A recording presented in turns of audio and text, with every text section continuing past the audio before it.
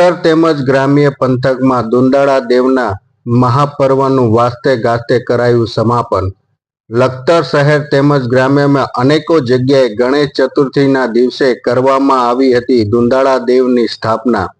ગણેશ ચતુર્થીના દિવસે તમામ ગણપતિજીનું આજે ધામધૂમથી અને હર્ષભર્યા આંસુ દ્વારા વિદાય આપવામાં આવી।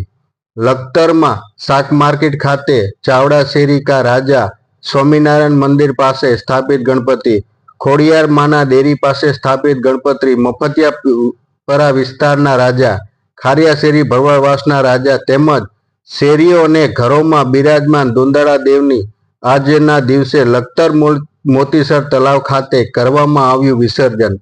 લખતર પોલીસ દ્વારા કોઈ વ્યવસ્થા કથળે નહીં તે માટે ચુસ્ત પોલીસ બંદોબસ્ત ગોઠવવામાં આવ્યો હતો। વિસર્જન સમયે ગણપતિ બાપા મોર્યા અગલે વર્ષ તું લોકરિયા નાદથી લખતર શહેર ગુંજી ઉઠ્યું હતું। સમગ્ર ઝાલાવાડ પંથકમાં ભાદરવી સુદ ચોથના 10 દિવસ માટે આતિથ્ય માણવા પધારેલા વિઘ્નહર્તા દુંદાળા દેવ ગણેશજીના આગમનથી સમગ્ર લખતર શહેર તેમજ ગ્રામ્ય વિસ્તારના ગામડાઓ ધર્મોપ્રિય નગરજનોએ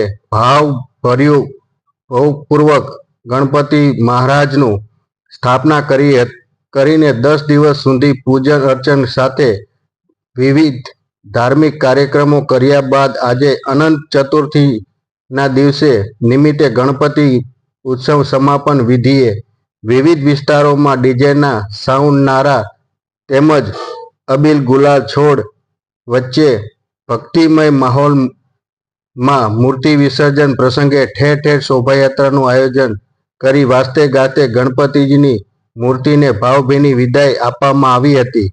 મોટી સંખ્યામાં ભાવિકો ભક્તો દ્વારા પંડાલો અને ઘરોમાં પણ શ્રીજીની સ્થાપના કરવામાં આવી હતી, જે આજરોજ લખતર મોતીસર તળાવમાં પરંપરાગત રીતે ગણપતિજી મહારાજની પ્રતિમાને ભાવભેરી વિસર્જન કરવામાં આવ્યું હતું।